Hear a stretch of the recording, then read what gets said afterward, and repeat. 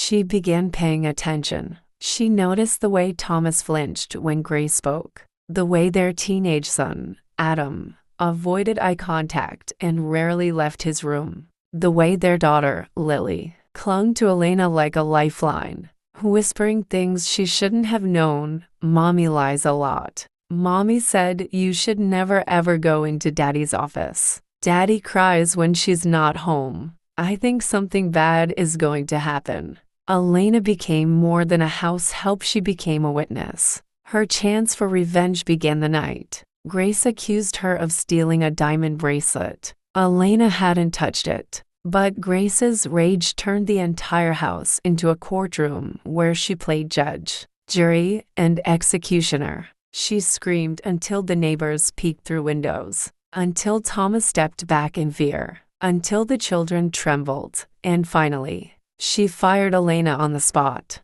threatening to call immigration authorities just to make the humiliation complete. Elena left the house with only her small suitcase and the burning seed of vengeance planted deep in her chest. She slept in a shelter for a week, jobless, heartbroken, and furious, but she wasn't done. Not yet. One evening, when despair threatened to drown her, a figure approached at the shelter. Thomas Vanderson himself, standing in worn clothes instead of tailored suits, with a trembling voice that cracked when he said, "I'm sorry." It turned out that Grace had spiraled deeper addiction, lies, violence, and Thomas had reached his breaking point. He confessed everything. Grace had framed Elena for the theft to distract from her own misdeeds. The East Wing fights weren't arguments, they were abuse. The letters in the drawer were from an ex-lover blackmailing her. Grace was on the verge of destroying not only herself, but the entire family. Then Thomas said the words that changed everything. "Elena, you're the only person she fears because you know too much. Help me get custody of the kids. Help me expose her. And in return, I'll help you get your life back." Elena hesitated, torn between fear and fury.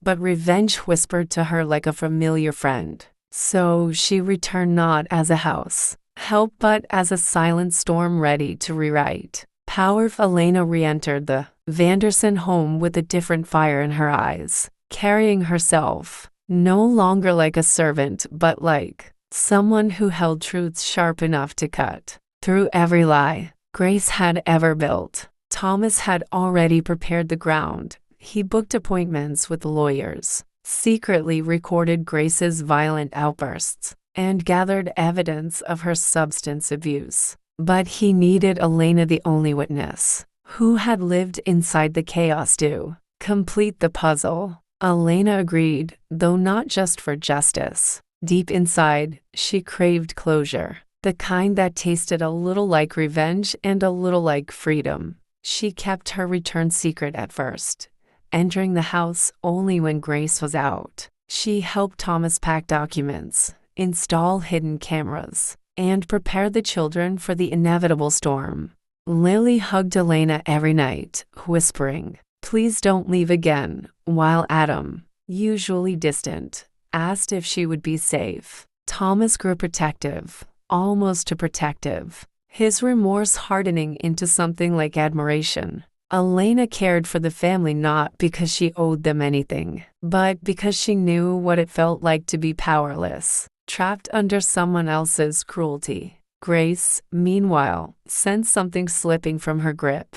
She became erratic, paranoid, screaming at shadows, accusing everyone of betrayal. Her addiction worsened. Her lies tangled. The perfect facade she had crafted for years began to fracture in front of neighbors, friends, even her own children. She blamed Elena for everything, calling her a curse, a snake, a home wrecker. Even though Elena had barely spoken a word, it was Grace's own guilt that haunted her. The breaking point arrived during a charity gala at the Vanderson mansion. Grace, dressed in expensive, glittering gold, gave a speech about being a devoted mother and a pillar of the community. Her voice shook. Her eyes darted around the crowd as if she expected her secrets to walk out and expose themselves. Thomas signaled Elena from across the room, and Elena stepped forward with a folder full of printed evidence. The timing was cruel and perfect. As Grace finished her speech, Thomas calmly took the microphone and told the truth about the abuse, the addiction, the lies, the threats, the stolen money. The night she framed Elena. Gasps echoed through the hall. Grace screamed, lunged at Elena, called her names unfit for public ears. But it was too late. Her downfall had begun. Police arrived. Child services intervened. Neighbors whispered. Friends stepped back. And Elena watched it all unfold, not with joy, but with the quiet ache of someone who had once been broken by the same woman, now drowning in her own consequences. Grace was taken away, handcuffed and furious. But beneath her rage lay a pathetic softness, the realization that she had destroyed her own life.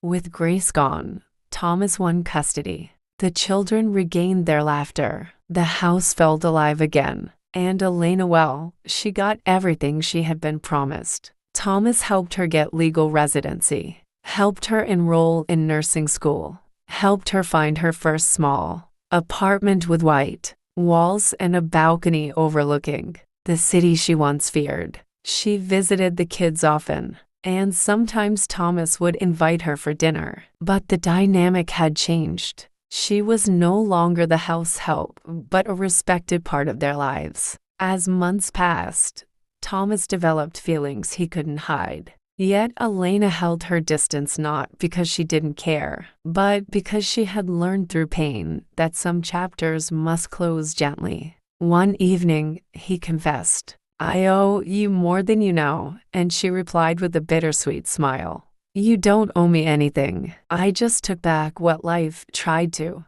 steal from me." She walked away before his heart could break, leaving him standing in the doorway like someone watching. Both gratitude and longing slipped through his fingers. Years later, when Elena became a registered nurse, she received a letter in the mail. It was from Lily, now a teenager. "You saved us," it read. "You were the only one who saw everything and still stayed kind. I hope life gives you all the peace you gave us." Elena folded the letter close to her chest, tears warming her cheeks, not from sadness, but from the gentle ache of closure. She didn't seek revenge anymore. She sought peace, and she had finally found it. Grace's downfall wasn't something she celebrated. It was simply the result of truth, walking into the light. In the end, Elena rebuilt her life not through vengeance, but through strength carved from suffering.